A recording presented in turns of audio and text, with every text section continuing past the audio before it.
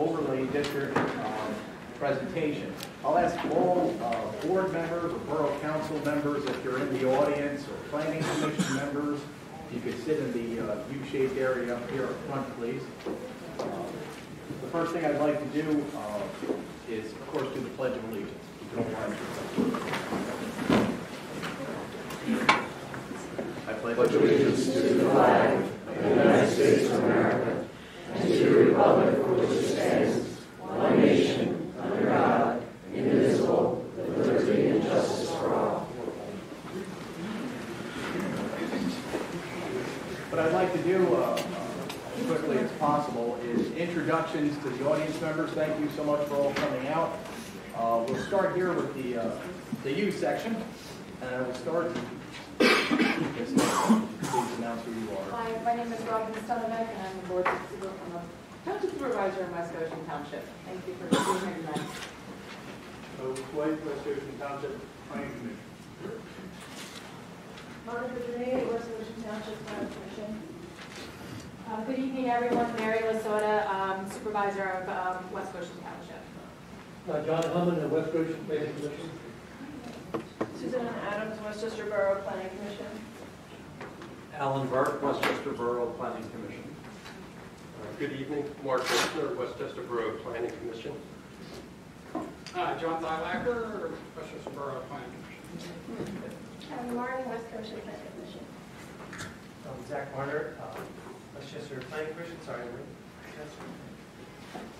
I'm Chris Patriarca, Westchester Planning Commission. I'm there, so my head's not blank. And I do see Mayor Herron is also here, and Mr. Dabwet Fraceland is also here. You're welcome to sit up here if you'd like, folks.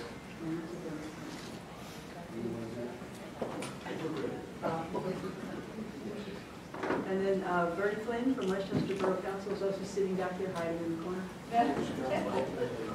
And I'll start from my right, if we could continue the introductions, please. Good evening, Timothy Cassidy from Borough, planning consultant to the Borough and West Goshen Township for this project. Kristen Camp, representing for Westchester. Hi, I'm Rebecca Geiser, solicitor's office for the township. Kevin Gore, Director of Building and Housing for Westchester Borough. Chris Pielli, Chairman of the Board of Supervisors, West Goshen Township. Diana Bold, President of Westchester Borough Council.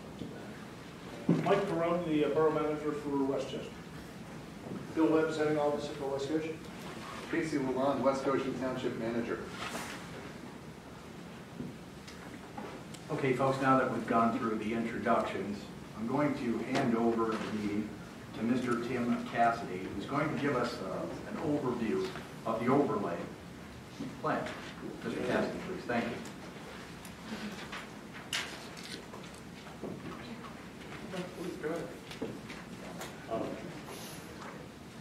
Can everybody hear me okay, or do I need to mic up to? I think we'll be okay. I'm loud. So good evening, and for some of you, this will be something that you've seen before, and for others, it may be the first time. So we want to try to find that that balance in terms of how much detail that we get into. But Casey, could you just give us the full screen there? Yeah. Maybe just zoom in so that we cut off this bottom bit and just have it.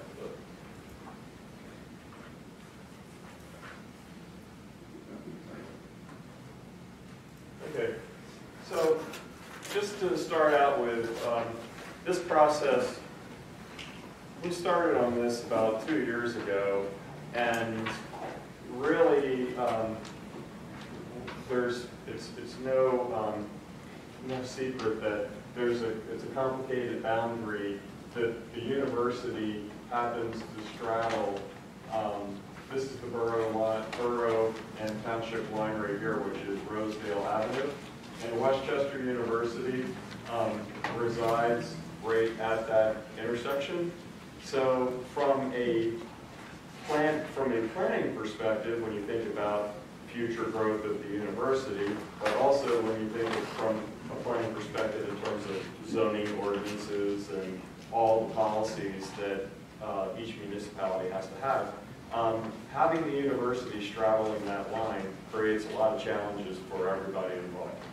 And so the idea was, well, maybe we should all get together and figure out a way that makes this work better for all parties. And so really, that's how we got into this, was this idea of how can we make this, how can we come up with some zoning approaches that will, I think the best word that we've come across is certainty. And it's to give the university a certain amount of confidence about its future within the two communities, and then also to give the surrounding residents some confidence about the impact or trying to protect the neighborhoods and communities that they live in. And so trying to find this balance is what we've been working on. So again, this is the what we would call the north campus of the university here, the east campus over in this area, and then the south campus down in this area. This is Route 202 right here, High Street coming up through the center, New Street off to the side, and Matlack right here. So that gives you some basic information. So Casey, could we go to the next image, please? Okay. So this image is the combined zoning for the two municipalities. And this IS, this purple colored block that you see here, that again is the north campus, or what is often referred to as the super block of the university. But what you quickly realize is that this is the Rosedale Avenue, once again, the municipal boundary, that everything to the south of Rosedale Avenue that's in West Goshen Township is all zoned R3, which is a residential district. And then within the borough, you have the NC2 and NC1 residential districts that are flanking the main part of the campus there.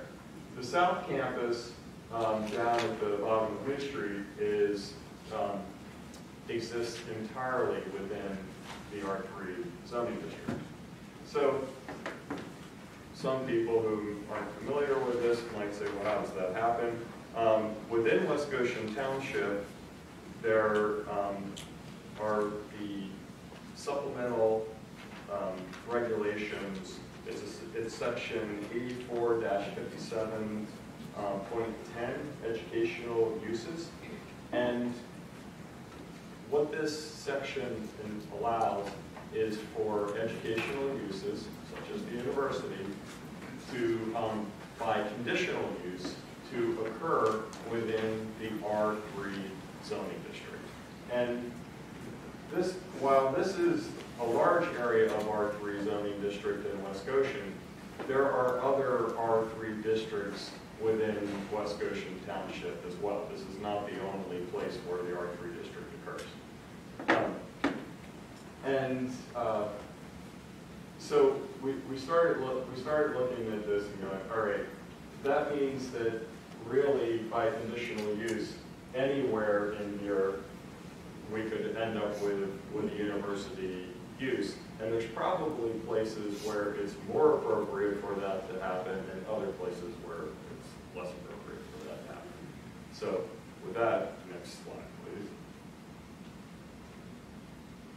We started out by looking at an inventory of university-owned lands. This map was done a little while ago, so it may have changed. The university's holdings may have changed a little, but in general, everything that you see within red is currently owned by the university. So this again is Matlack Street in this location, and you'll notice that this This is Carter Drive and all of the buildings that are over in that Carter Drive light industrial corporate center, and the university owns several properties in there. This is the south side again of Rosedale, so the student union and other properties are located within this area, and then High Street running up through the center here, so the university owns properties on both sides of High Street. And then, of course, the South Campus complex down here, which also goes over into East Bradford. So, next. So just to make that a little clearer, in this image, you'll see the red outlines which show the extents of those holdings that I was just referring to a moment ago over top of those existing zoning districts. So, for example, in this area, you can see that this is I2, this is the purple color out here. I2 is an industrial district. And then R3 over here, so the university's East Campus is straddling those zoning districts. And then up in the borough, this is the, I believe it's the College Arms, is that correct? The College Arms property, which is within the NC2 district, and a parking lot and some other properties that go up along the edge of, on the east side of High Street in the NC2 district here, and then the parking garage that's on Sharpless Street, just on the north side of Sharpless. So we started looking at these properties, and it becomes clear that there's this logical growth pattern that wants to occur within West Goshen Township, and essentially the properties that are between this area and this area, that looks like an obvious place for the campus to grow and expand. Whereas the Rosalind neighborhood, which occurs in the core here, the idea is to limit the growth and expansion of the university into those areas, because you could also say, well, the university is going to keep growing up the New Street corridor. That's not really what we've been looking at in terms of this strategy. So it's been more to think about how this block becomes more contiguous over time, and again to control the growth within the core of the Rosalind neighborhood. Next.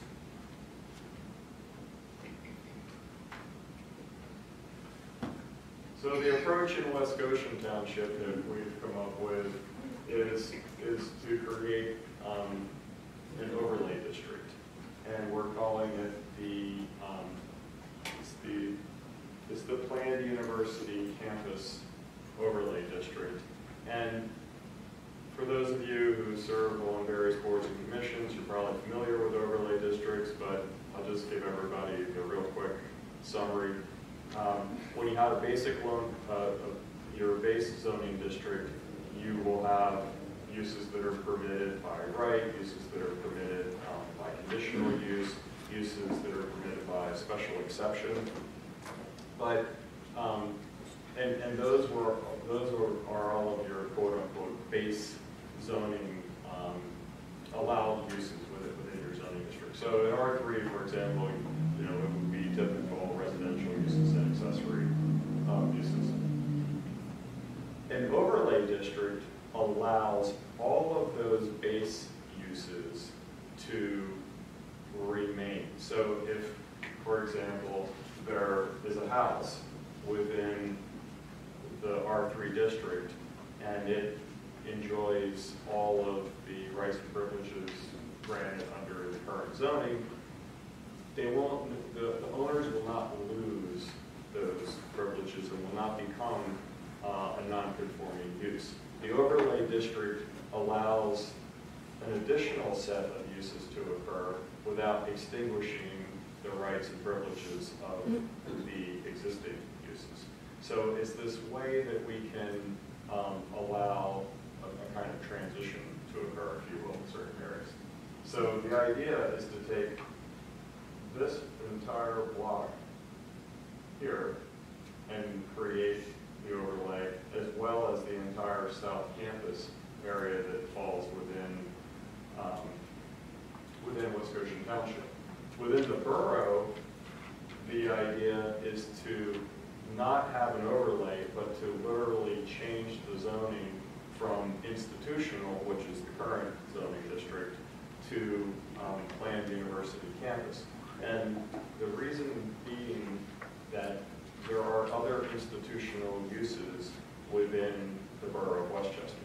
So if we were to just say, oh, we'll take the institutional zoning district and change some of the regulations within that, that would also have the unwanted effect of changing the regulations, for example, the Chester County Hospital or something, something that is within the borough that is an institutional use. So, so you have to be careful about starting to just change, again, R3 or change institutional, because there are more properties than just the properties that the university owns that fall into that. So this, by changing the institutional use where the main block of the campus is to planned university campus, that will enable to have a new set of regulations that are more tailored toward the growth of the university and not just institutional uses at large. Back down to the, in West Goshen Township, the idea of the overlay, there are 4 subclasses within this overlay district. And this is one, this is one, this is another, and this is the other. And these were created because each of those areas is, it has a distinct character to it in terms of the scale of the existing neighborhood, or in the case of the Carter Drive area over off of Matlack, again, that is a totally different character zone than the edge of the Roslyn neighborhood. So what we've looked at are trying to craft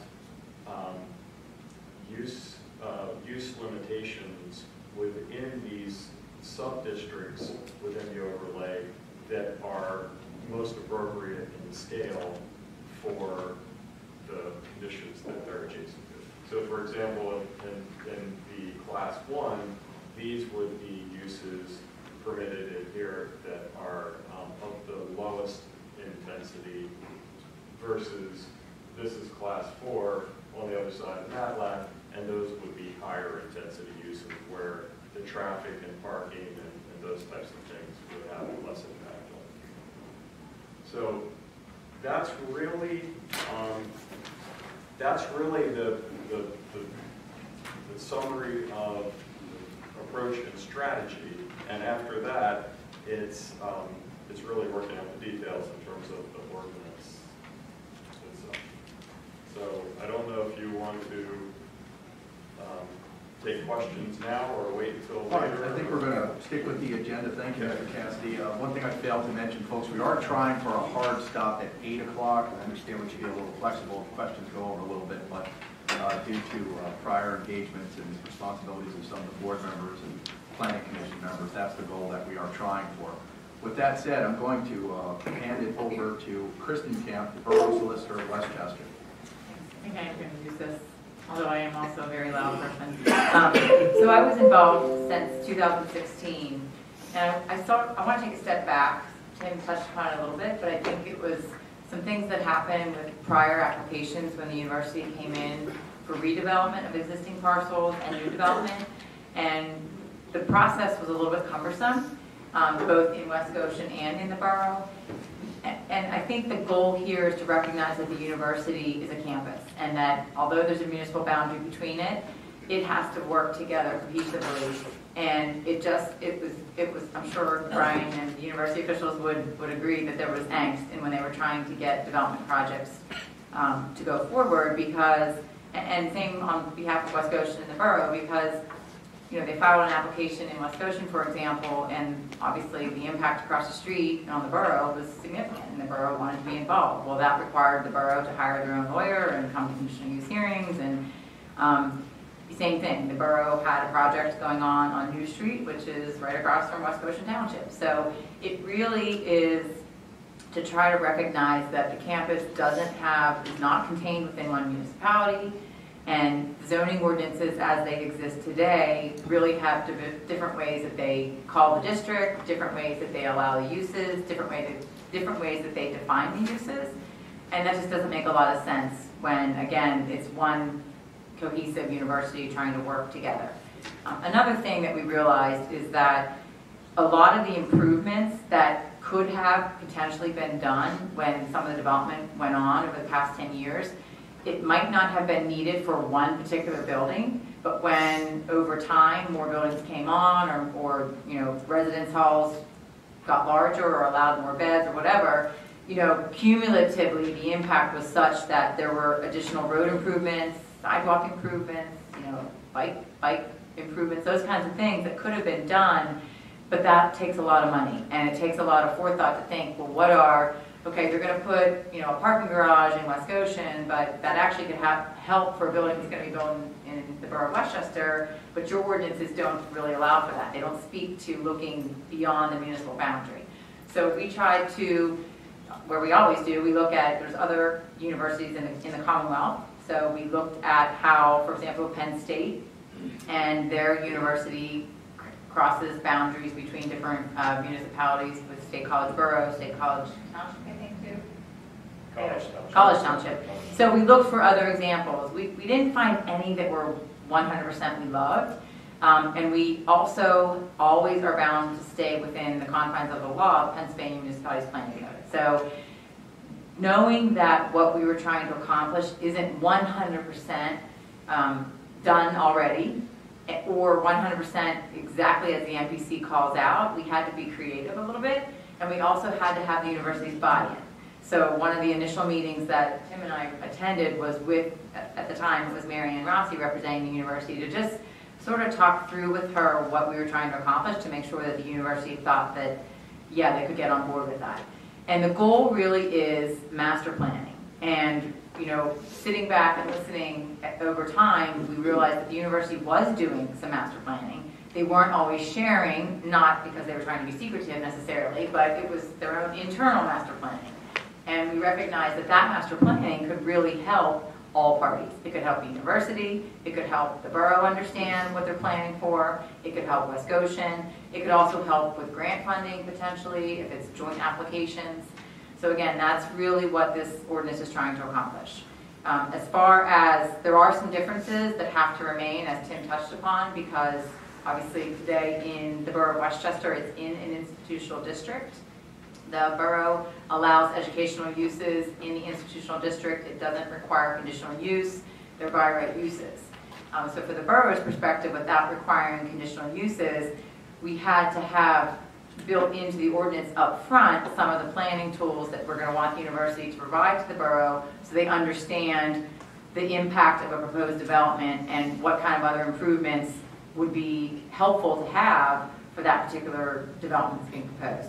One thing that Tim touched upon was that the goal was to deal with the growth of the university, and I don't necessarily think it's only the growth, because some of the projects that came in were tearing down existing older buildings and redeveloping them in the exact location. So especially in the in the borough, when we're dealing with the super block and we're not proposing to expand the confines of that, we're not really necessarily talking all growth. Now, in West Goshen, obviously that's a little bit different because they were over time trying to acquire some additional properties. So that's, again, a different scenario that West Goshen will have to deal with. But I think, again, the goal, master planning, have the university provide to the municipalities studies and reports and documents they probably already have, maybe not exactly as we've labeled them or called them, but if they compile that information and share that information as they're going through a development process, then those tools can be used to plan for the future and see how different developments, whether they're all in the borough or across boundaries, can coordinate with one another. So that's really the overriding goal of what we were trying to accomplish. I'm going to go through the boroughs, and again, I want to thank the university for being involved in this process, spending the money to have their engineers, their lawyers, their planners take a look and provide feedback, because I really think that this ordinance is only going to work if the university is on board and willing to spend the time and the money and the effort to do those studies and to do the reports and to do the enrollment projections and the master planning that is contemplated, which then we think will, when I say we, the borough, and I believe West Goshen, will then aid them to being able to say, okay, we only have to go through this process once. You know, for example, with 30 West Rosedale or the Commons, maybe that could have been one application, a joint hearing with both boards. They were able to plan and say, well, we don't really need to build a parking garage because we have other parking garages that are already being underutilized. And so maybe there's some cost savings in that regard. But with that is, if the parking garage is a little bit further away, well, what pedestrian improvements are you going to propose to be able to get the people that are parking further away to get to the building that you're building? Or what kind of lighting improvements are needed? What kind of pedestrian paths are needed? What kind of bicycle facilities are needed? That's the kind of thought process that we're hoping that will go on as the university comes in and tries to file applications for development in the future. Going through the ordinance, I'm just going to very quickly summarize sort of the key points. Again, establishing what the purpose and intent is, which I think we've touched upon. In terms of the use regulations, rather than just calling it educational use, we're really going in and trying to think what's there today, as well as other uses that the university in the future may want to have as part of their campus. So we identify the principal uses and the accessory uses that they would be permitted to have within this district. We also looked at and established area and bulk requirements. So those would be your setbacks from the road, your height limitations, the total amount of impervious cover, the amount of green space that you're required. And in doing that, this is where Tim was very helpful in terms of a planner. We also looked at the existing conditions today. So if buildings today, especially for the borough, where they're really constrained to stay within the super block, you know, the goal is to allow them potentially to, you know, the borough's not interested in expanding where they go, so within that super block, it's okay to build maybe a more dense development, because that's where the borough is contemplating that the university will stay and will grow. So those are sort of how we came about some of the area and bulk regulations. For the way this would work is if the university decides they want to build a new building or have 3 or 4 new buildings in mind, what they're going to do is put together a master plan. And that master plan will project out the development that they intend to go through. That master plan would be approved through a conditional use hearing. Council today doesn't require that for educational uses, but they do require that for other uses. For example, hotels, I think of some other ones that are conditional use. Higher buildings, carriage homes that are converted. So a conditional use hearing would allow the public input. It would allow people who are neighbors that would potentially be affected. They could come to the hearing and voice their concerns. It would allow the governing bodies to establish conditions upon the approval of the master plan. The master plan, again, would contemplate not just for one building, but maybe buildings over time that the university would want to build. In developing that master plan and filing that, a lot of this ordinance says what other things that the university would need to put together to help guide what potential conditions would be. And it's not so much conditions so much as we want the university to tell the borough and to tell West Goshen, when you're building this building, what other facilities or what other improvements are you planning or are you able to do? Are you able to do traffic improvements to some of these intersections that really need additional turning lanes or wider rights of way? Are you able to do, you know, with the cooperation of the borough, remove parking spaces and then have wider lanes, for example, on Rosedale Avenue?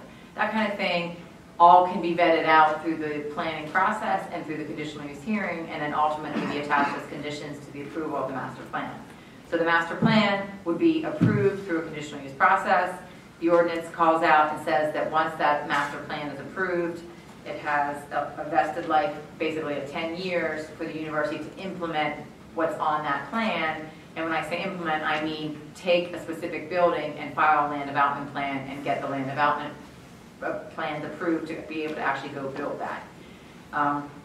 We would have them submit housing reports that identifies how many people, or we'll go back, enrollment reports say, okay, well, what is your projection for how many students are going to be on the campus?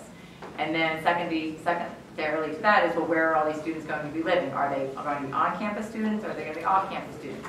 If you're projecting to build 3 new residence halls, you know, where are you going to allow them to park? And if so, where is that parking going to be? So that's sort of the information we're trying to get the university to show up front, so that again, proper planning and proper implementation of a master plan can be done through the approval. The campus transportation study is also another report that we would ask them to put together, which would include, again, the idea would be, you know, recognizing a lot of students, they don't have cars, that, you know, how are you getting the students to go from South Campus, for example, to the North Campus, or to the property that's on the other side of Matlack Street? What kind of, are you having some sort of bus shelters or buses that are going to transport these students? Again, we want them to be proactive in planning for taking the students and the staff and everybody else that works at the university from one area of the campus to the other. And if that requires them crossing boundaries of the municipalities, that's okay, because this master plan is going to do that. We also are asking them to do parking studies. And again, to identify, one thing that I was never clear about is, does the university know how many parking spaces they currently have on campus, and how are those parking spaces being allocated, whether it's to the professors, whether it's to the staff, whether it's to allowing students, or whether it's to members of the public? What parking spaces do you have, and how are they being allocated? And do you really need new parking? And if so, what's the best location for that parking?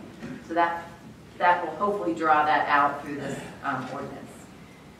Stormwater management, this is only a zoning approval, so it's going to only be conceptual stormwater management. But again, it may be that the best soils and the best place to do infiltration is actually across the boundary in another municipality. So, you know, again, sort of get the thought process that you know that you're going to be building these buildings, but where are you going to be handling stormwater management for that? That's something we would have them present as part of their master plan application. The review procedures is something that we thought long and hard about. In my mind, I would hope that the Borough and the West Goshen Board could have a joint hearing, and we've never really done that before as far as a conditional use, so it would be something unique that I've not been involved in, but I think it can be done. We'd have to have the proper postings, we'd have to have the proper public notices, but I would suspect that it could be run like this is run, where you would have the West Goshen Board, the Borough Council, you'd have one applicant presenting the plan. Each member of the boards could ask the questions. You'd have to go back and do 2 different decisions, and each council or board would have to render their own decision, but there would be cooperation and coordination among how that decision would be written and what conditions would be imposed. So again, it's unique. It's not, I've not been involved in one before, but I think it really makes a lot of sense. The municipality's planning code talks about joint comprehensive plan. It talks about joint zoning ordinances. This is unique in that it's only one aspect of the zoning ordinance, and it's confined to one limited geographic area. But again, I think it can be done successfully. So I'm looking forward to hearing some feedback from people who maybe haven't really delved into this too deeply. But we definitely, like I said, we've been working on it for quite some time, so it'd be good to hear some people's thoughts about whether they think it's going to work and suggestions for how to improve it. So with that, I'll turn it over to Rebecca. Thank you, Kristen. I think as both Kristen and Tim have said throughout this, an important aspect of this is the collaboration to allow the borough and the township to work together with the university, anticipating the long-term, the 10-year growth.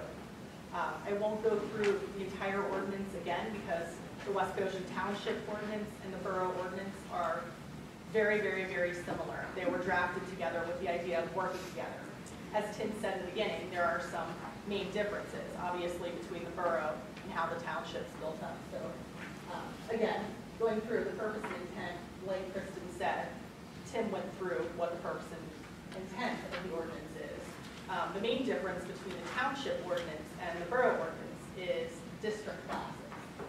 And again, Tim had to map up the different classes, contemplating different general uses based on what is already in the area. And our ordinance sets forth what will be in the different classes.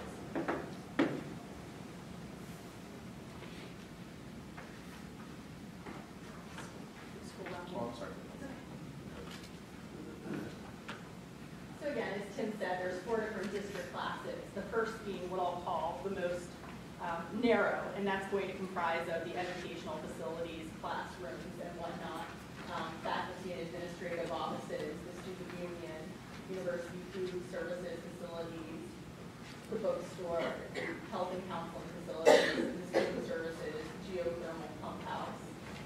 And then another program, again, contemplating that there may be a catch-all, some sort of program the university has that doesn't specifically fall into one of these categories. The District 2, again, as Tim said, is a little bit wider, so it encompasses everything that is in District 1, Class 1, as well as additional uses contemplated based on characteristics of the region. So again, it's all the uses that are in Class 1, but it adds in the Performing Arts Center, parking garage, student recreation center, field house, athletic fields for intercollegiate use, and again, sort of a catch-all for category that doesn't fit in. And again, this anticipates long-term growth to the university, allowing the university to plan ahead, allowing the township to plan ahead with the borough and anticipate the needs that they'll have. So again, the district class 3 is all the uses permitted in classes 1 and 2, in addition to a sports stadium or arena, athletic fields. And finally, class 4 is all of the other uses in the convocation center. I'm sure we could bring up the map later if you would like to see further.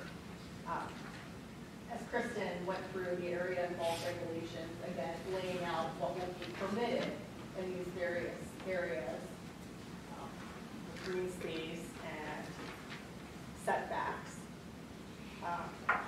Again, this will be implemented through a master plan, which will be conditional use. Again, as Kristen said, I don't want to beat a horse.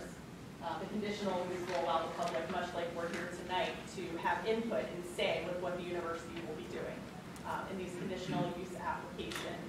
It's contemplating that both the township and the borough will share information, and the university will provide it all the information that Kristen laid out. Again, going through the enrollment reports, university housing reports, the transportation study, campus parking study, stormwater management, master site plan. So again, it's everything that the borough will have as well. It's allowing the university to share this information, projecting into the future what the anticipated needs are to allow the township to plan in a regulated manner. So again, the main components Kristen covered. I don't want to go through everything else, but obviously we're available for questions. Okay, with that said, folks, the next item on the agenda, item number 6, is questions and comments from the audience. I would like to start with any board members or planning commission members, and then we will go to the audience as far as any questions that they may have. Do you have any questions from any board members or borough council members? Mr. Hellman? Just so you can go over this again if I missed it, explain to me, you're a doctor or familiar with West Goshen, how did the West Goshen district class become determined, both by definition and geographically? I mean, how did you come up with this? You still have the maps you didn't see. It's a good contract. Sorry about that, but yeah. Yeah, I didn't shame that.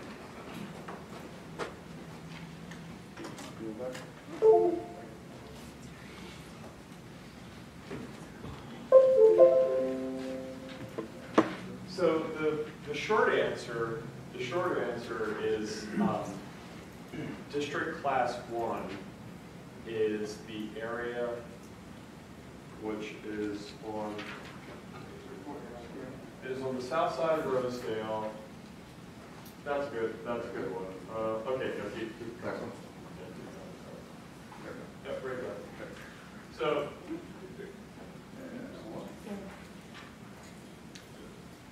yeah. So this is High Street, and this is New Street right here. So essentially, District Class 1 is the area between High Street and New Street, and south of Rosedale. And then this is the, I believe it's called University Drive, that comes out right below the Performing Arts Building onto High Street. And there are a number of peak paper streets.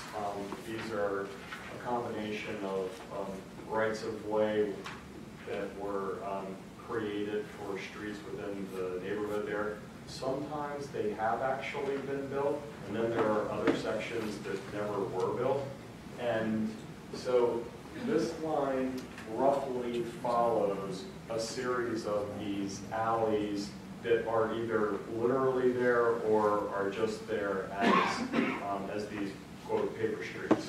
And so, and then once you get into this area, the line tries to extend that boundary by following property lines along that edge. So we were trying to make an area that was sort of more regular and not have a lot of odd shapes. But so yes, again, this is High Street and Union Street there. Then you've got Matlack Street in this area.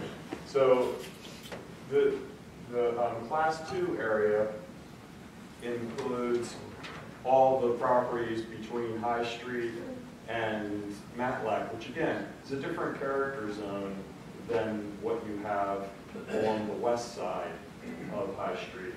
And it includes all of the properties that the university owns within that area. Yes, I know I'm kind of talking out of turn here, but can we get that zoomed out a little bit? My property is close to one of those lines, and if I'm going to be rezoned, I want to know if I'm going to be affected by that. So could you zoom out for that, just so we can see where that line runs along? You're not being rezoned.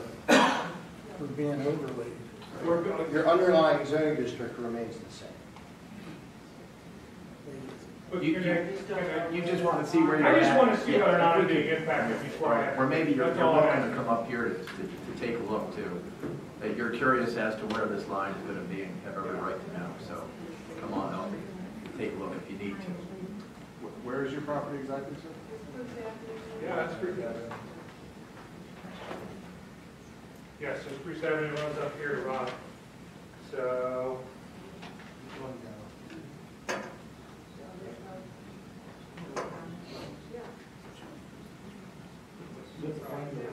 Sorry, do you want to take this one?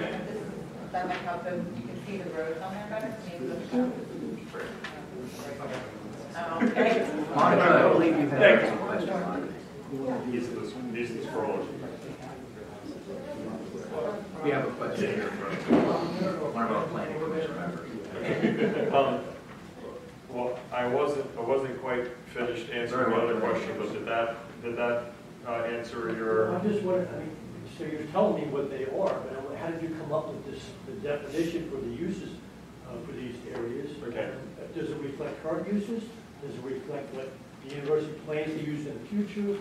How did that come about? Okay, so what we tried to look at is that this area, because it is adjacent to the neighborhood, is the area where we said that should be the most restrictive area and where the uses should be of the lowest intensity. Then we said number 2 is the area that would have the next, the area that would have a slightly higher level of intensity because it still abuts residential communities, but it has a different character zone starting to make a transition over to Matlack Street and to the Carter Drive industrial campus over here. And then the use class 4 is everything that is within the current industrial zoning district in West Goshen Township. And the idea there is Matlack Street and 202 is a signalized intersection. So if the university were to, for example, build a convocation center or some other type of use that would require a lot of vehicles to bring people for an event, they wouldn't have, there are already parking facilities in the area and there's a signalized intersection and you wouldn't have to bring vehicles into the community. So it was the idea that those higher intensity uses should be located closer to major transportation. And then the Class 3 zone is the south campus of the university, and that's all where the football stadium and other sports facilities already exist.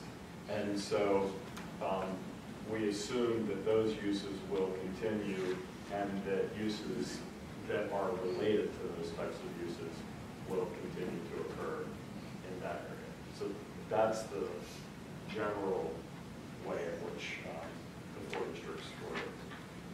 But some of it was a recognition of what's already there, and some of it was just us trying to envision and think through what we think the university, with dialogue with the university, may at some future point in time, if they needed additional development in facilities or uses, where we want to guide, the municipalities guide and say, this is the location where it should go versus right in the center of, or right adjacent to a lot of residential properties. Monica, I believe you were next. Yeah, I have several questions actually. One is just a wording question. Why does the borough ordinance say university campus plan, and the township ordinance says university main campus plan? That word main is in there all the time on the township ordinance, but not in the borough ordinance. Why is that? You're two different people, right? Editing it. I mean, Brian Nagel was here opening the university, and he wanted a main campus in there. And I actually didn't think it was necessary to have it for the borough, because there is only one campus within the campus of Westchester University. In the borough is only one location. I think for Goshen, Westchester University has facilities off of McDermott Drive, and that's part of Westchester University, but it's not part of the main campus. So there may not be 100%, there may be differences because of that, recognizing where the university is within West Goshen versus where it is within the borough. Can I add some color to that, Kristen? Good evening, Brian Nagel on behalf of the university. That's a good question, Monica. They're in the township. Keep in mind that there's the graduate center. And so at some level in that ordinance, we need a distinction because this doesn't apply to that area. So whether it will be that which you see now or some other distinction, it's a nuance in the ordinance, but we just have to make sure that it's distinguished between this area that Tim's showing you on these plans versus where the graduate center is. That's all it is. So it's important to keep that word main in there? No, we've already talked about it, that we could address that in a number of different ways. All right, I'm just looking for consistency. Right. I don't know if that's important, but I just want to. It's a difference between the two municipalities, so it's something we have to address in West Goshen that we don't have to address in the borough. All right. Could I ask another question? Mr. Scott. Bill Scott, Borough Council, Westchester. By the way, have my colleagues been introduced? I'm sorry? Have my colleagues been introduced? Yes, they have. Sorry about that. Now, density in the borough is a problem in some places. And the Fourth Ward, which is right adjacent to all of this, it's in the southeast corner of the borough. It's up there. Now, right there, you got it right there. ID, where it says ID. No, all in there. You got it right there. And the density, and it's created some problems in terms of overpopulation in the old street steel blocks. I can go into exactly how that works. But anyway, it does. It puts pressure on our neighborhoods there. And the other thing is, there's some amount of pressure on the downtown in terms of a lot of drinking up till closing time, which is 2 o'clock. And so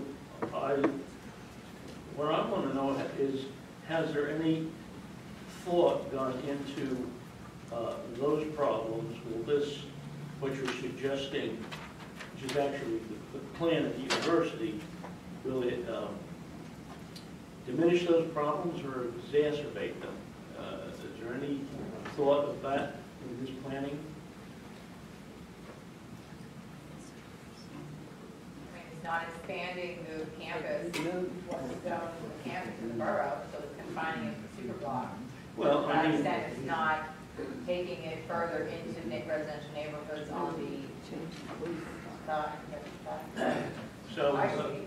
So, you know. to that so I extent- guess it has to do with the plan that goes with this. Yeah, Bill, the easy, maybe the easier answer is to give an example. Let's say in the PUC Ford district, which is the industrial district, or the institutional district of West Goshen, as Tim said earlier, we were going to build a convocation center that holds maybe 10,000 people. Yeah, there's going to be an impact.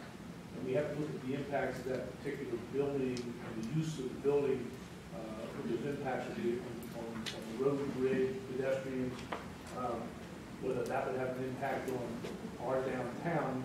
That's something we have to look at, in each and every case. Or cross-pollination in the local neighborhoods. Correct. Party. But is there an intention, I see everywhere, about housing, student housing and creating it in dormitories? There's no housing in either or. Why do you have all this about? Dormitory is a different term than Right. student house, or student home. Right. Both the borough and West Goshen define a student home as a separate distinct zoning use that right now is only allowed for special exception. And this ordinance does not account for that in either the borough's districts or any of the 4 sub-districts in West Goshen Township. What is student housing that is differentiated? Student housing. Dormitory? The dormitory, or the definition of dormitory, Ten is basically a dormitory. large building with multi-units Yeah. for students to reside. The student home is in the borough, it's a single-family dwelling. Number 11, student housing, what does that mean? I'm looking It's not a at student home. page 2. I don't have the definition in front of me, but it's different than a student home. No, but regardless, that's what's permitted currently in the borough in the super bowl. All right, well, then let me just ask you this, what, don't want to take much more time. The dormitories can hold quite a few people, and, for example, there was one developer who wanted to buy the firehouse. That would Across, be a dormitory. That would not be a dormitory. The definition of dormitory has to be owned by the university or, for example, foundation. let me finish my thought. It meant a lot of disapproval because we thought there'd just be more students walking through the box and crowding out the town. And that's what I'm asking. Is there any thought about just ballpark how many dormitories you're going to put up? How many more? Well, we don't have any idea, but that's what the master plan would do. It would have the university plan for that, show us why it's necessary, show us what the projected enrollments are, projected how many needs, and define where they can go. And what if the town folk, it doesn't meet with their approval? And in our case, the council reflects that. Can we change the university plan? I'm not sure you can change the university plan, but you have, as any conditional use, you have standards that they have to meet. And if what they're proposing would have a more detrimental impact on the public health, safety, and welfare, that's the burden, that's the standard under any conditional use, in which case it could be denied. Okay, we're aware of the economic benefit of the university and so many other benefits, but that, that's a problem I wanted to find out. Bill, are you concerned that they would be putting student housing across the street from a little neighborhood down in the southeast corner? They could do that. I mean, there's space there. But not according to this, because there is no student housing allowed in any of these 4 districts. They can't put a dormitory there. They can't tear out the Look at the horse ordinance. place. Do you have a copy of it? No. The West Goshen ordinance doesn't permit student housing on the north side. We allow it on the super block where it currently is today, and that's it.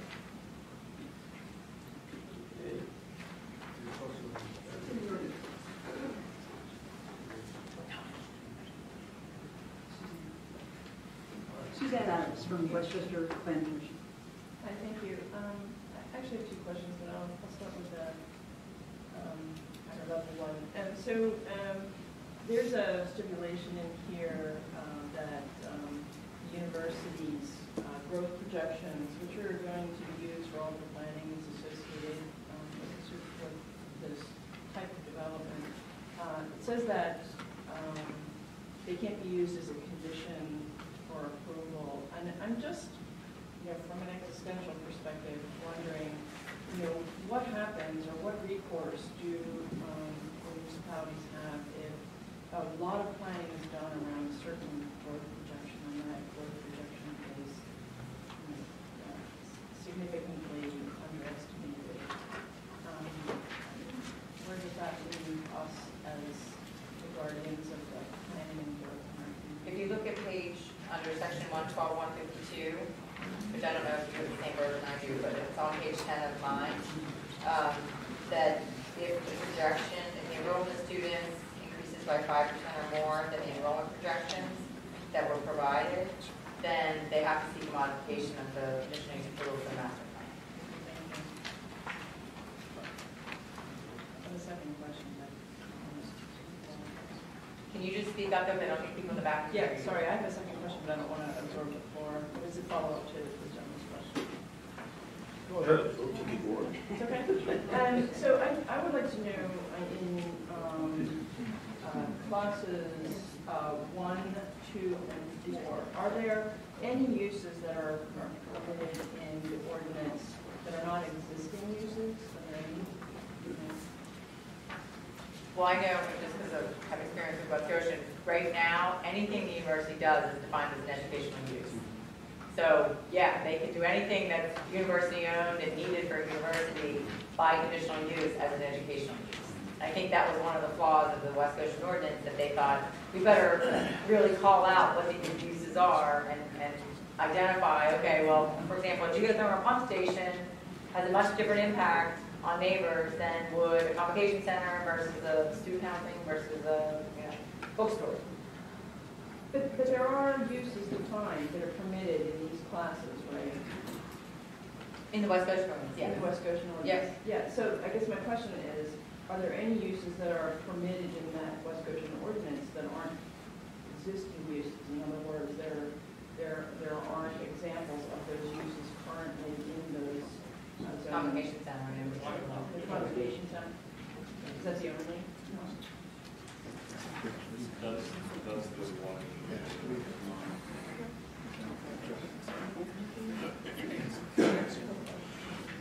You don't have the forest. Thank you for that. Very challenging. I think that's the only one.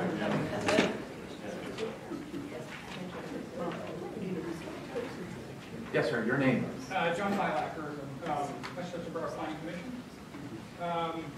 Just a comment first, I think the idea of a joint public hearing for conditional use approval between Borough Council and Township Supervisors is an excellent idea. I would hope that we might consider the same thing for the Planning Commission in terms of providing input in Borough and Township.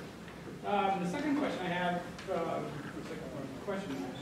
is in regard to terminology in the, at least in the borough version of the ordinance, in particular how third-party development is handled. For example, on the bottom of page 7, section 1112, 148E, parking for third-party development, independent, non-university, third-party land development. So if we have situations where, I'm just kind of guessing at that, if we have situations where the university doesn't own land that is within the PUC district, and the landowner has an opportunity to do something as permitted through zoning, how does that work with regard to the conditional use approval for a university and development process versus process for an independent landowner? But I think the property would still have to be in the district. The property would be in the district. Well, yeah, in the borough, it's restricted to just the institutional district. Right.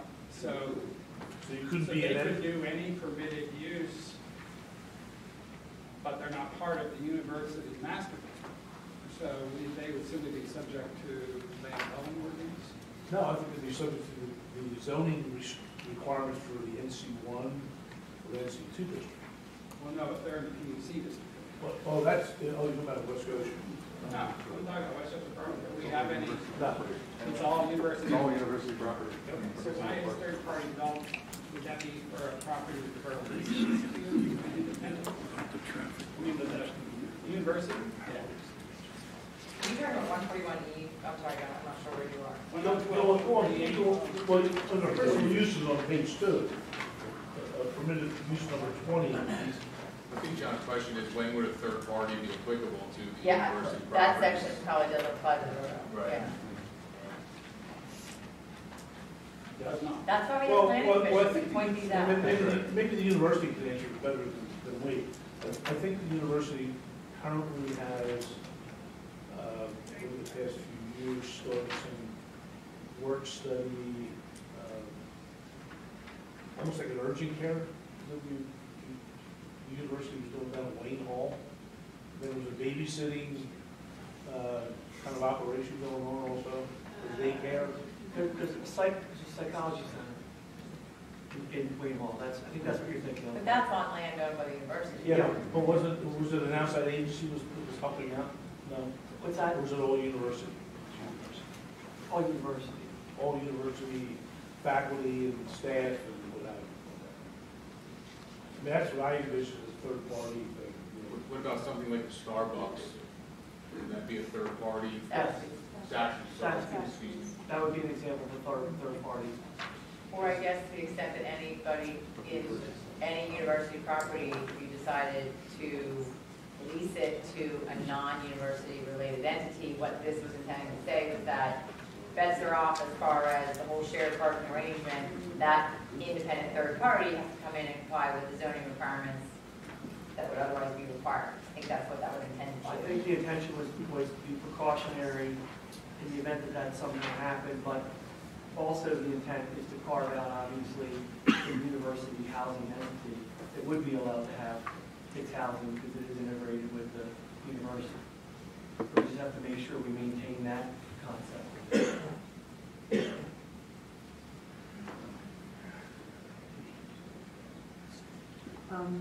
Just to follow up on John's question, actually it raised a question in my mind, which is, what happens if the West Goshen decides that they want to buy property that is currently outside the overlay district? You mean university by property? You said West Goshen. Oh, no, I beg your pardon. I meant in the West Goshen overlay district. What happens if the university vice president buys property that is outside the district? That's what they're trying to prevent. Is there something that prevents that from happening? I didn't see anything in the. Well, it's not done for that, right? Yes, so Diane, so in the R3C district, Yeah. they couldn't do anything with it, it would just be vacant. You would have to remove it. That would be a single family home, they can't improve it. Okay. So a corresponding change that has to happen to the West Goshen ordinance is educational uses have to not include what the university does. Right, I guess that was what I was, because I know that currently the R3 allows educational uses, right? Yes. Yes, we'll have to distinguish between the educational uses like the Westchester School District might have, Right. or So other learning center, daycares, anything learning like centers, that that is kind of thing. an educational use under our ordinance, so you would have to. It's an important distinction.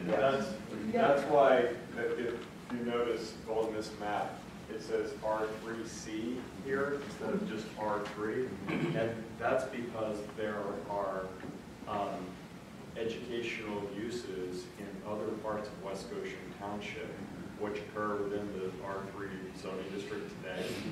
And West Goshen already has an R3A district and an R3B district. So this would create an R3C district. And within the R3C district, educational uses that are currently permitted under the existing ordinance would no longer be permitted within R3C.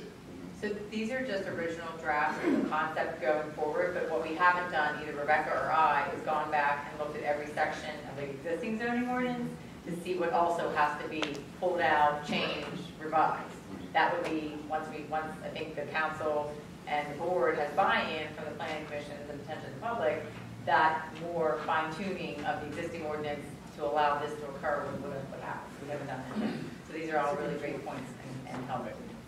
And to follow up on this, Camps, we've been working on this for 2 years. This has been a real collaborative effort between the borough, between the township, between the university officials who are here tonight. And my apologies for not announcing you guys. I see plenty of you back there. Thank you for being here. But this is an introduction tonight. This isn't the end all, just so the audience members know, in case anybody's apprehensive that we're going to pass something tonight that everybody's going to be stuck with tomorrow. That's not, this is the first step. A lot of uncertainty, a lot of apprehension, especially from a West Goshen perspective, I'm sure for the borough, about growth, inevitable growth, what's been happening.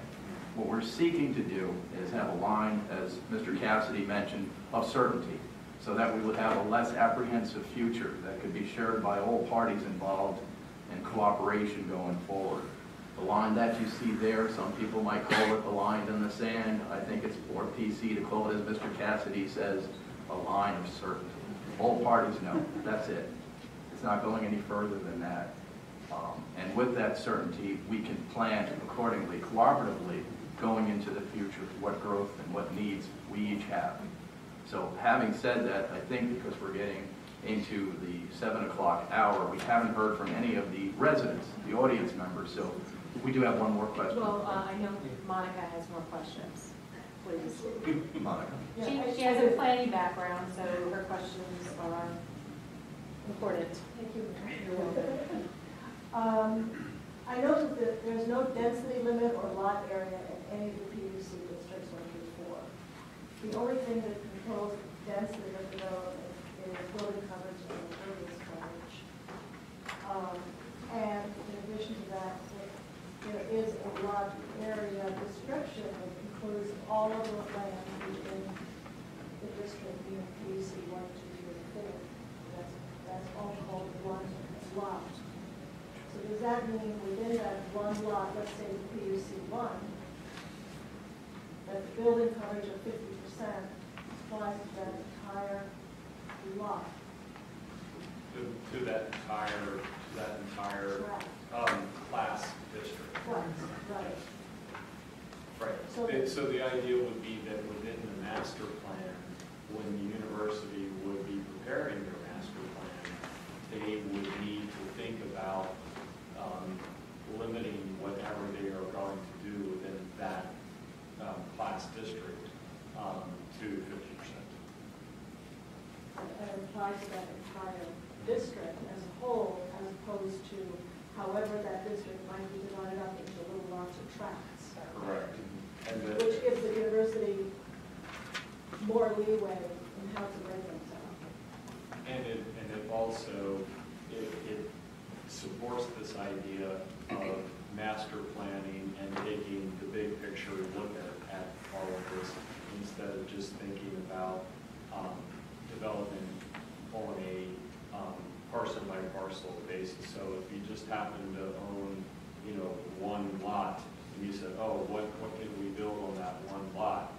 You're in a, you're taking a very narrow view, and this is to try to, step back a little bit and take a broader view of how all of that works as a system. I think that's actually a very good concept. And Mr. Purnell, did you have a question?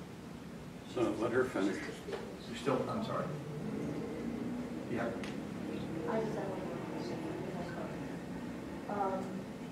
And that's procedural. I haven't seen a zoning ordinance before that stipulates what should go into a master plan. And stipulates that a master plan should be approved by conditional use. To me, that's a planning document that the zoning ordinance then needs to implement.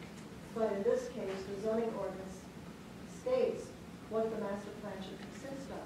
Isn't that a little unusual? No, I think we actually looked at, as I said, we looked at a lot of different ordinances. East Whiteman Township does it, and that was where we got that concept of the master plan being approved through a hearing process. As well as the College Township. Yeah, College Township. But I think the concept was, we just didn't want to say provide this study and not have details as to what we were looking for in the study. Well, does that mean that until that master plan and that study is completed, that this zoning ordinance can't actually be used until all these planning documents are in place? Absolutely. Yeah, they would all be part of the conditional use application. That's correct.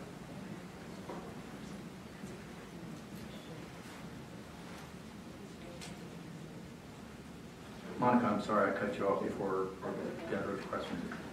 Mr. Purnell, I see you popping up back there. Thank you. Hugh Purnell, West Goshen Supervisor. My concern is the traffic and how much impact this will have on the traffic situation in that area. New streets around us, Tide Road's about to be developed in East Bradford, which we have no control over. Where do we go from here on that regard? That's part of the goal, is that part of the master plan application materials is the transportation planning to identify what the impacts of the proposed development on the master plan does to the transportation system and the roads, so that it's something that would be vetted out through the conditional use process to understand. They would submit reports. The borough and the township could hire a traffic consultant to evaluate and opine upon what traffic improvements are needed.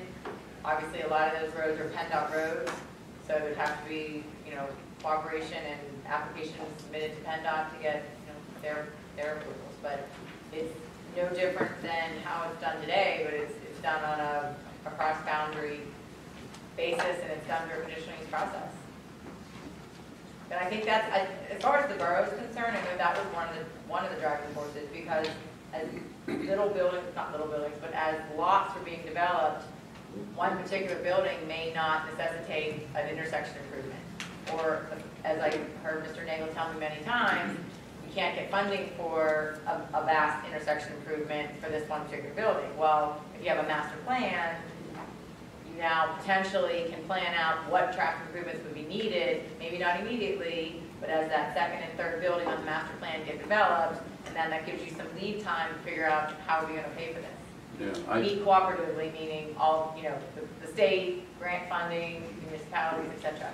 Yeah, I heard earlier the discussion involved possibly having some kind of a facility that would generate a lot of traffic on South New Street, and the reference to the Matlack Street intersection.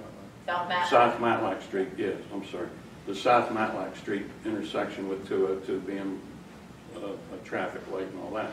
We're in the process in the township of having that area already reworked.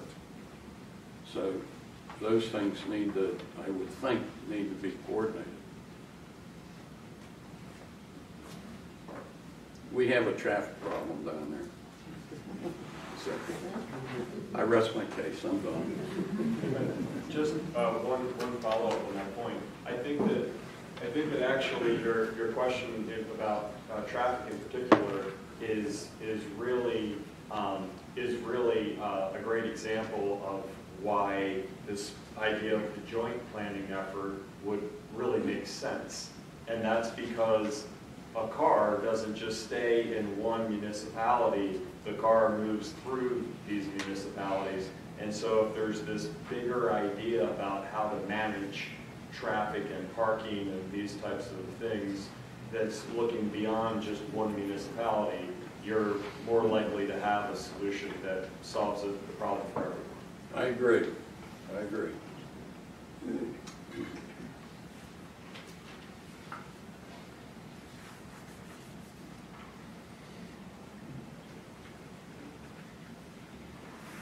Folks, at this point, I would like to allow residents who are in attendance to ask their questions, voice any concerns they may have. Sir, if you may stand up and identify yourself, please. Yeah, John Ivins, I live at 16 West Rosedale. I went online to try to find this information in advance of our meeting, and there was nothing there. Is this going to be made available so that those of us whose vocation is not planning and zoning have a chance to really look it over? Yes, I believe it will be. As far as West Coast is concerned, we can put that on the website tomorrow. Okay, great. Thank you, Mr.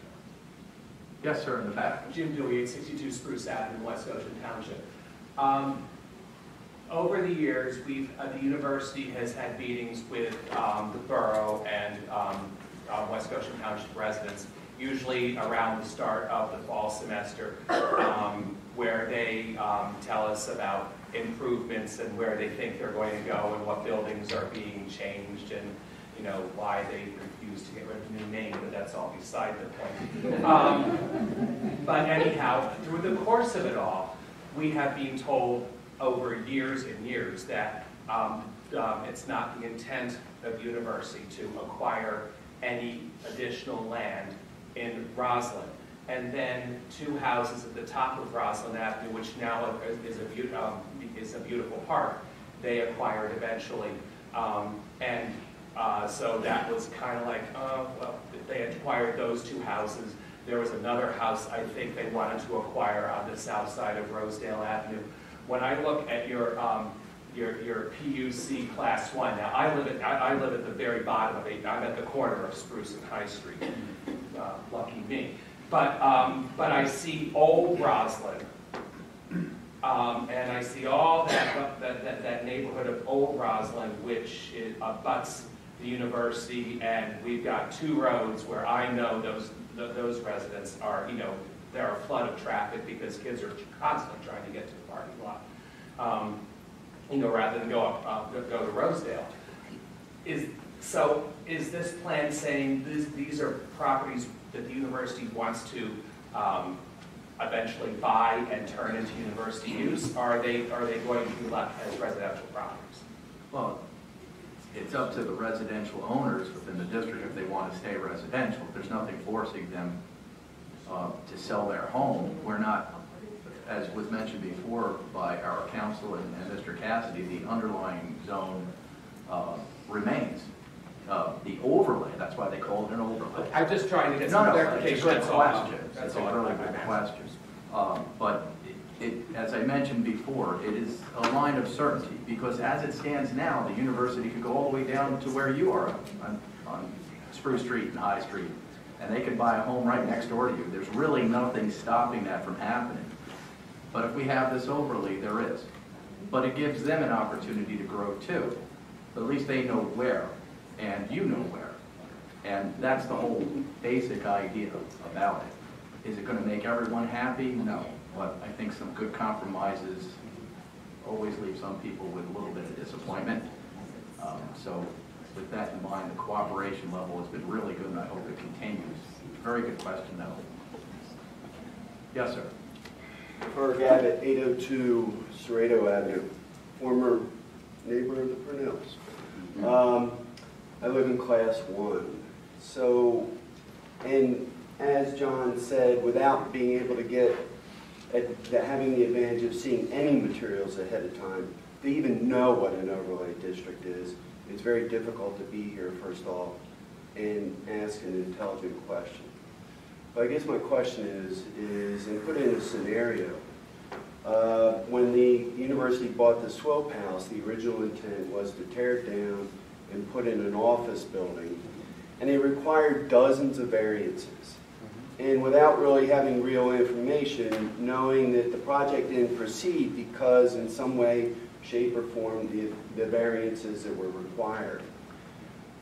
How will this overlay of that, let's say, Class 1 in this case, make the parking situation, I assume, which was part of the issue, better?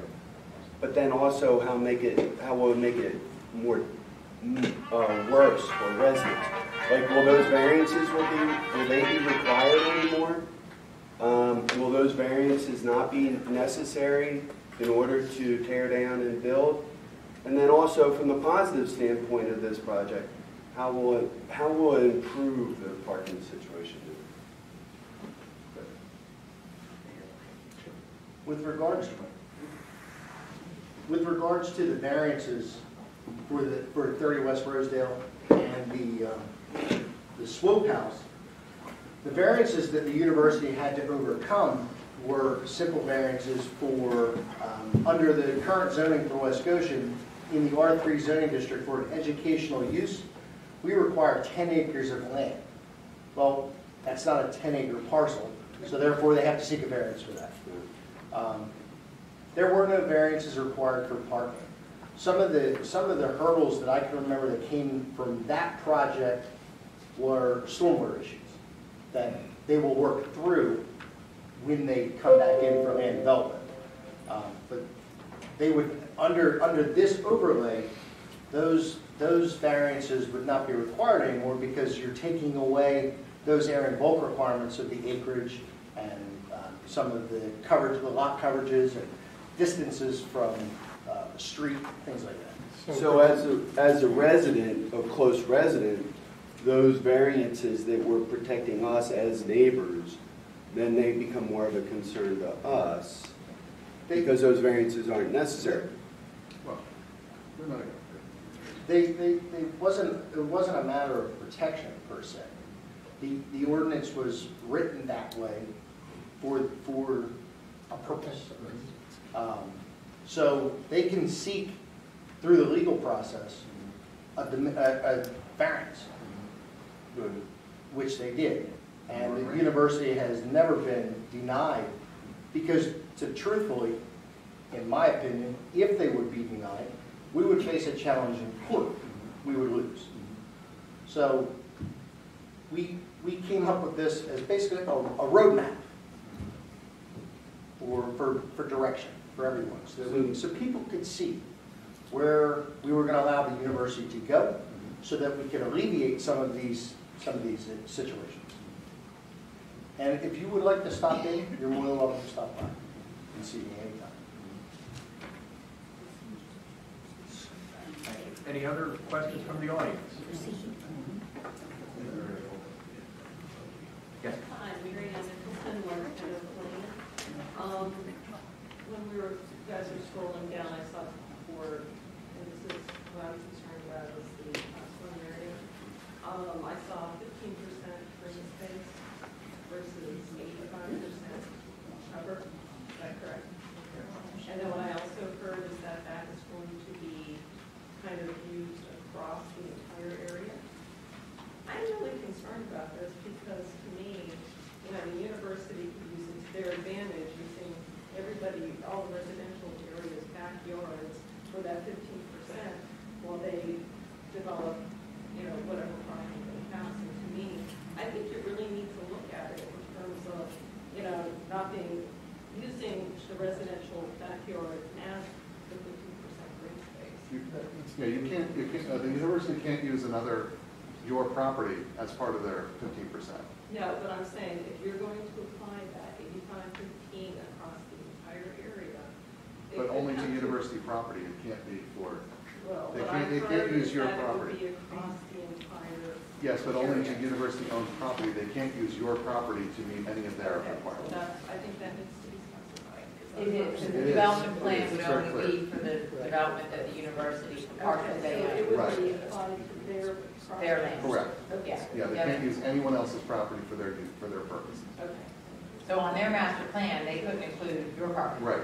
No, but I'm saying, but if you're going to apply it and then. It can only be applied to the parcels that the university is objecting to the master plan development. Okay. Which is parcels they own. Right. Or control. Okay. Meg Diskin, 807 Spruce Avenue. I'm just south of that red line. Thanks for putting it there. I wanted to ask why you decided to extend the university beyond the existing properties that it has in Roslyn. Was there anything in your conversations with the university during the planning process that indicated what they might want to use that area for in the future? And do they want to connect to that larger apartment area or? Not to my knowledge, that hasn't been the case. This was a sort of projection based on the factors that we already know, based on the past history, based on probable expansion. That's all very vague, so. It is, because you're trying to predict the future, and there's got to we have to have a little give and take. So if we were to limit them to what they already were, what kind of compromise is that in fairness to the university? We're looking at all of the areas, and we're looking at how best we can protect our residents, but at the same time knowing, as we said before, what the current predicament is, which doesn't preclude the university from stretching, as I mentioned before to the other person who was speaking, all the way down Spruce Avenue and buying a house next door. There wasn't an exact science. To my knowledge, there wasn't any discussion as to, guess what, I want you to extend the line this way or this far from the university because we're going to be building this dorm or something, which of course, as I mentioned, dorms aren't going to be built. It's important to understand that these lines are not drawn in the same, they can move. In either direction. I would like to get the audience comments, then I'll come back to you if we have some time. Steve Curry, 819 Roslyn Ave. So I really appreciate what Tim said earlier in terms of preserving the integrity of the Roslyn neighborhood. I think that's really important. And I also know that that red line is subject to additional modification. I would like to suggest that it's modified slightly north, kind of in line with where it is today. I think it does change the integrity of the neighborhood if it goes quite that far south. Probably only talking about 4 or 5 houses, but I think that's an important consideration for you. And when you say that, is there a specific area, a specific class that you're mentioning? Class, I couldn't hear you, I'm sorry. It's PUC 1, just south of Rosedale, Spruce and Roslyn, and there's a couple of houses, yeah, right on that corner. And I'm one of those, so that 806 Spruce, and that really concerns me, because I've lived there for 30 years, and I hate to see that change. Yeah, I think it just seems like some random line you just put across, and it's just take these couple of houses here and just put them within your map. And yeah, it might make a big difference if it's just slightly north of that. Does that affect your neighborhood?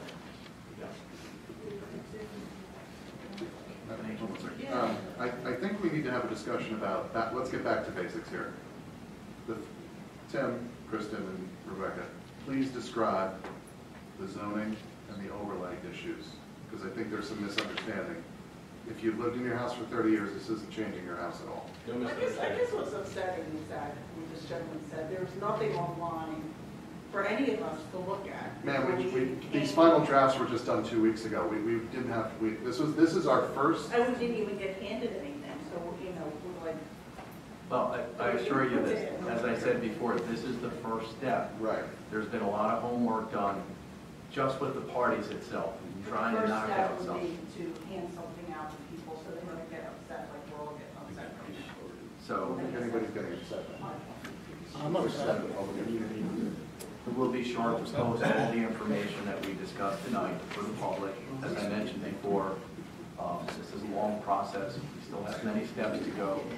Nothing is written in stone, and no final decision will be made. And also any zoning amendment, and again, I'm happy to take anyone's name and email address and I'll be on you first thing in the morning, whatever we have. But because it's a zoning amendment, there's a lengthy hearing process that has to go through. So each planning commission will have to go back and have public meetings and public input on real fine-tuned language. They'll give a recommendation. It also has to be sent to the county planning commission. County planning commission is a good source of providing recommendations to the government bodies. And then there's a scheduled public hearing. Public can come and give their opinions. If changes are made as a result of that hearing, the ordinance has to go back to planning commissions again. So in internal planning commissions as well as county planning commissions. So again, this was meant to be just a very high level, making sure the planning commission members understood some of the background work that's been done in the past few years. It wasn't intended to slam it down the residents throughout the state, take it or leave it, even though you haven't been given a copy. This is very much just a high level, hey, this is what we're working on.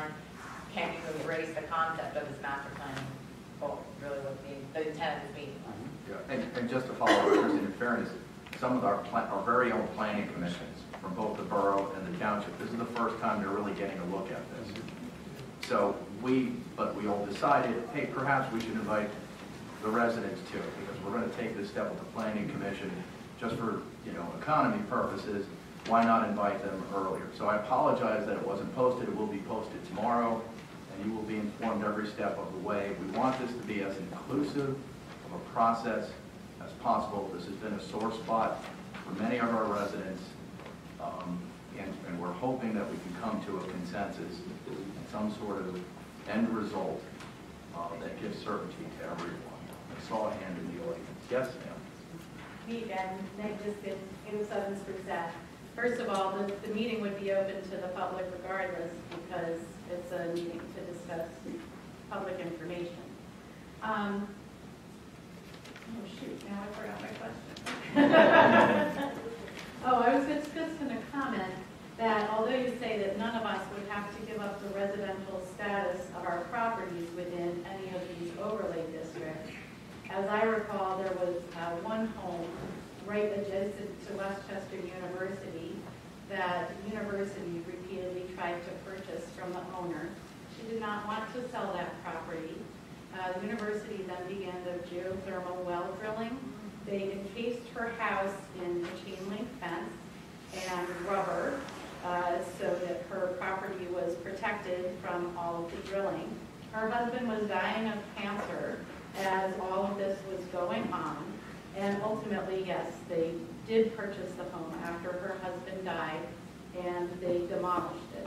So to say that being an overlay district doesn't mean that you have to give up your residential status. You can certainly be squeezed into a situation where you don't have a choice. Well, so to your point, there was no overlay when that happened, correct? But if the overlay Well, had been there, they could have just done it. But there was no overlay before that happened, right? I mean, Correct. that could happen to anyone. What can happen today under your current ordinance, because Just R3 the way it zone is for now. educational uses, so So- there's nothing in the current ordinance in West Goshen that would prevent what you just said. So I understand the concern, and you know, the history in the past, as far as relations, might not have been so great.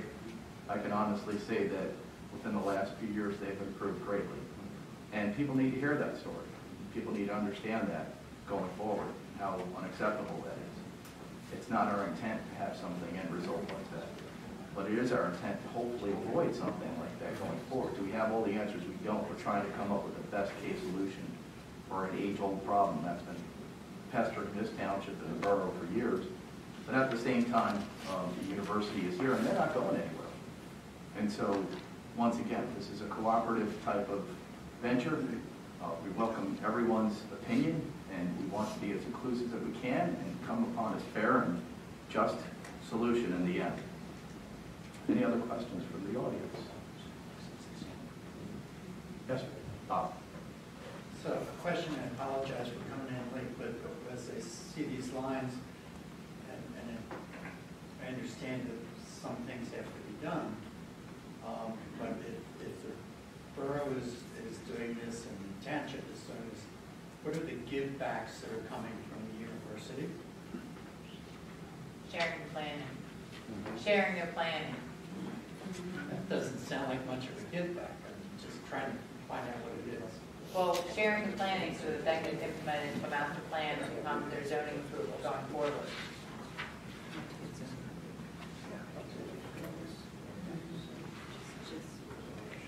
It's not happening today, so I think it's definitely an improvement. The planning would include, if you look to the ordinances, that planning would include the traffic plan that we mentioned, the parking plan that we mentioned, things written in stone that they will comply with going forward. Once again, the term certainty, and that's what we haven't had in the past. And without certainty, we have a lot more apprehension. So I think Ms. Duffy. I just wanted to ask a question. Just given the fact that this is the first time many of the residents who will be affected, primarily because they've been affected historically, are hearing this for the first time, it might be helpful for us to know what the cadence of the next steps will be, so that we have a better understanding of when we can be prepared and we can do a better job of making sure that that information is available. Is there something already set in terms of a process timetable yet? I'm glad you mentioned that because that's the next item on the agenda. Oh, it is. Well, I look at the notes. That's all right. No, it's good. It's My good. idea. Well, that's just part one then. I think that's just Oh, that's right, that's John. Go ahead, I'll finish. No, that's fine. Chris Patriarch with the Borough Planning Commission. I actually also live on College Avenue right next to this too. So. Andy works for the Chesapeake Plan there. Yeah. He's a planning background. All the above. I just have two quick questions because I look forward to going into more review when it comes before us. But from, I guess, historical standpoint, one, the university-owned property east of High Street, the strip between Rosedale going up to, I guess it'd be about University Ave, where the parking lot is.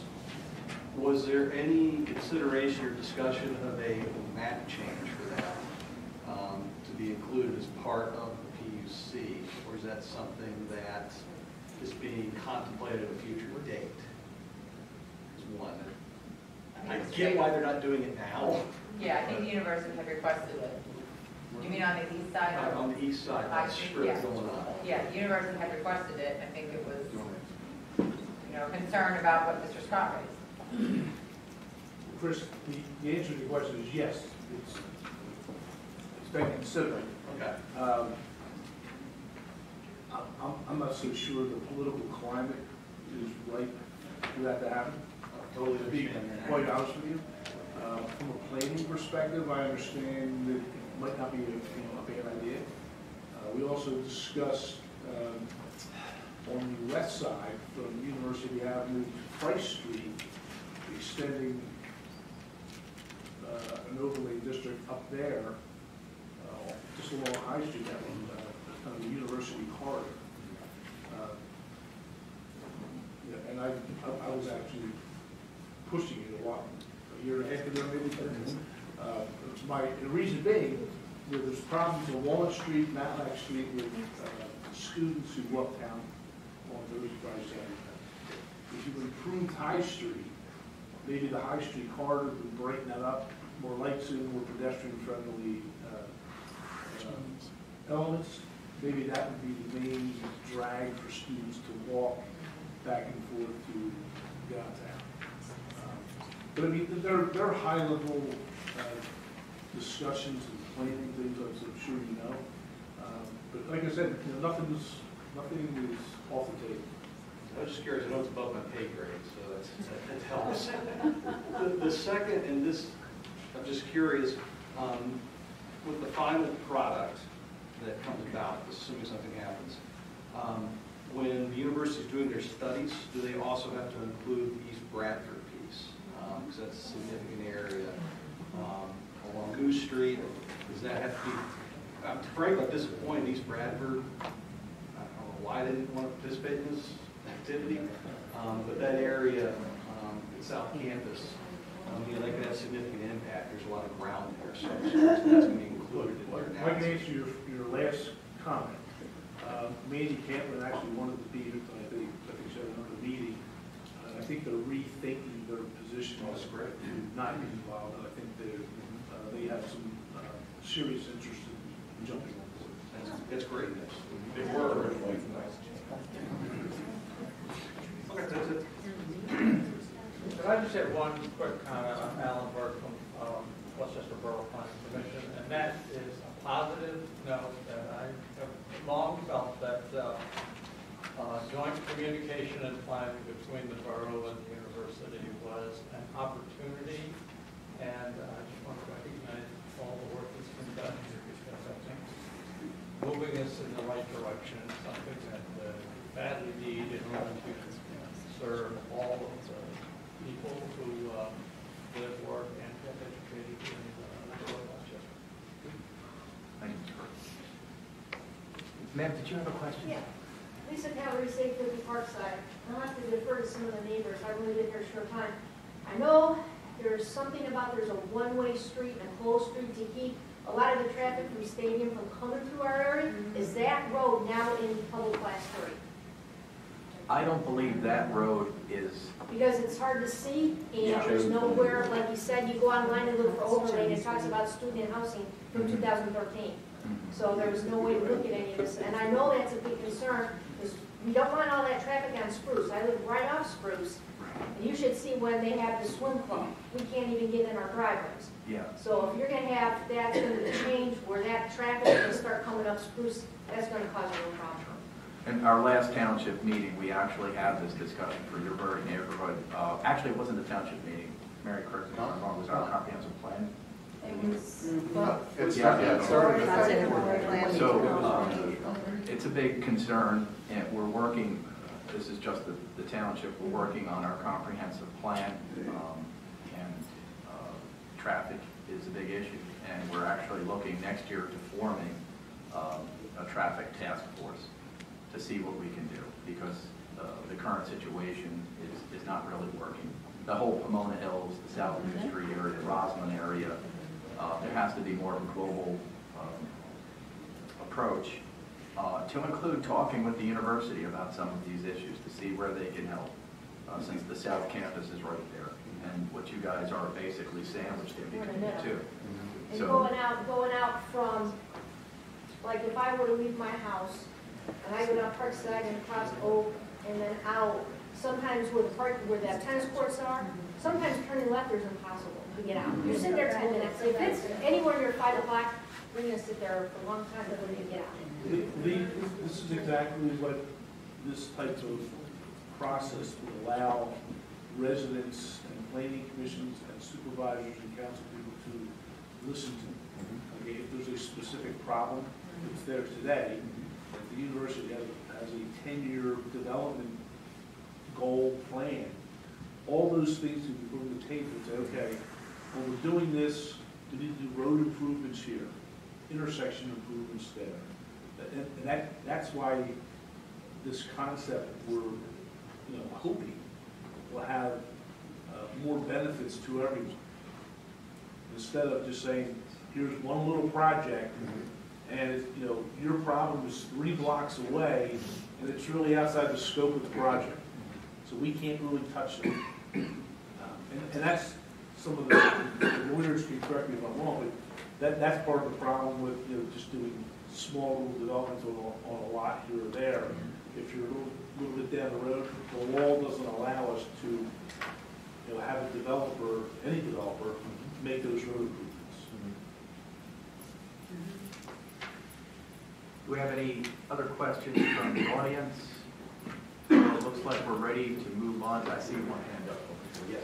Hi, Linda Ravel Krause. I've lived in the township since 1967, originally in South Hill, but I've been 24 years at 32 Jeffries Avenue. And my question is regarding, and apologies because I did come in late, so if this has already been addressed, I apologize. But the turning lane, or potential turning lane that's been discussed over the years at Rosedale and Mill, running north, or no, east and west. I know we have it going, we have it going north and south, but east and west. The volume that is there, I just wondered if there was any potential planning for a turning lane running east and west. Has that been discussed, or is there any plans for that? Tonight, so your question is not. Pardon me? That hasn't been discussed tonight, so your question is not. Okay, good. I'm glad I didn't miss it. Well, there has been some, there are some plans that were approved with the Commons project, if you're aware of what that is. It's a large building on Church Street in the borough. With that plan, some time ago. Yes, with that plan, there are improvements planned for Rosedale and New, that intersection. Okay. So where are we with that, with the status? An approved plan. It is approved? They haven't started doing the improvements yet. Okay, but it's in the works? Yes. They're already approved. Okay, folks. Thank you. If there are no other questions, I'd like to move on to agenda number 7, because I think that's going to address some of the concerns about the process, when the next meeting is, what the next step will be. I'm not sure who I should hand that off to. Let's talk to that.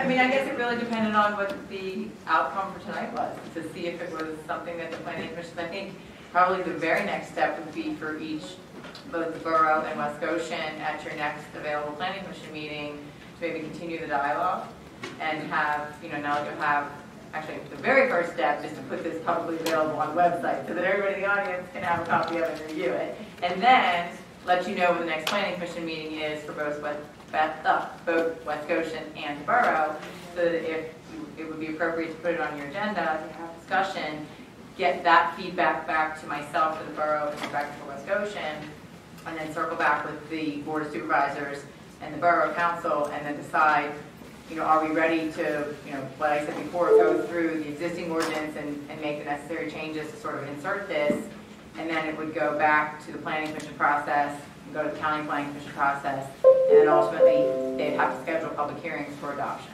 So I think the next step would be to have each Planning Commission provide more detailed questions and comments and recommendations. Okay, for those of you in the audience, Casey, when's our next Planning Commission meeting? Second Tuesday of every month. It's next week. I'm not sure if you're, yeah, it's been canceled for December, there was no work to do. Okay, so it would be in January. Okay. I know we have some Planning Commission members here. Do you have a January date yet for the Planning Commission? January 8th. Second Tuesday. We weren't told yet about December.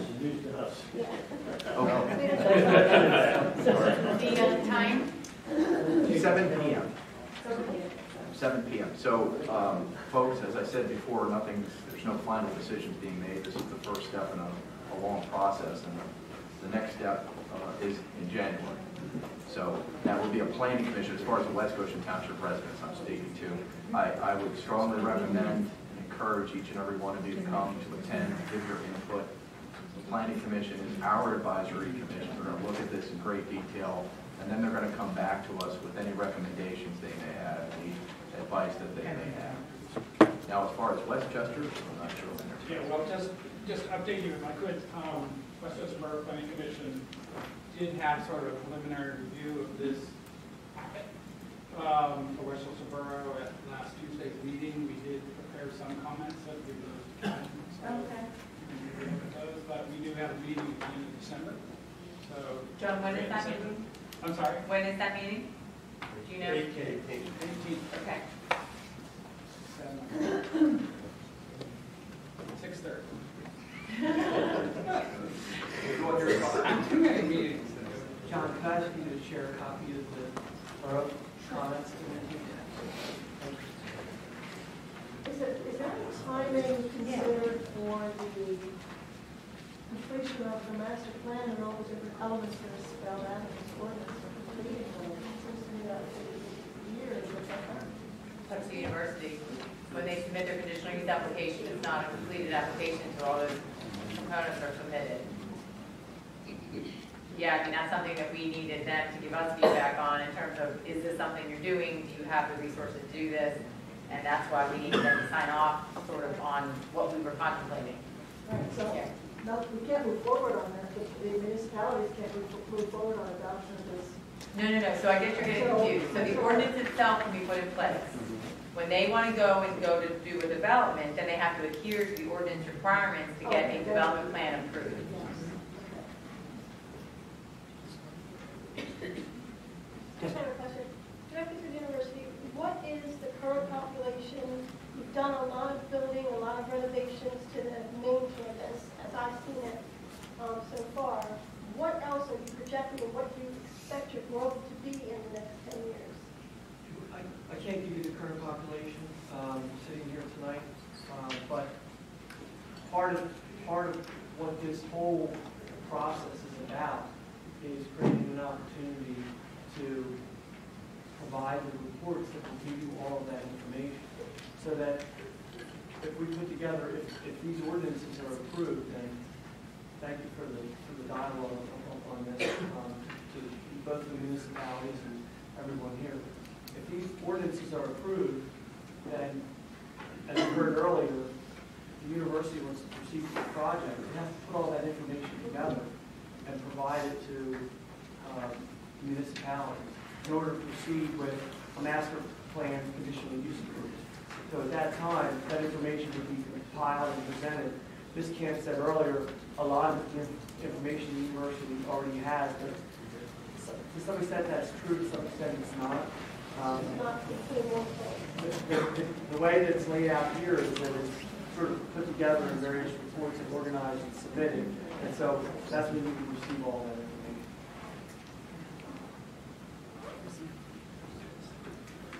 Any other questions, folks?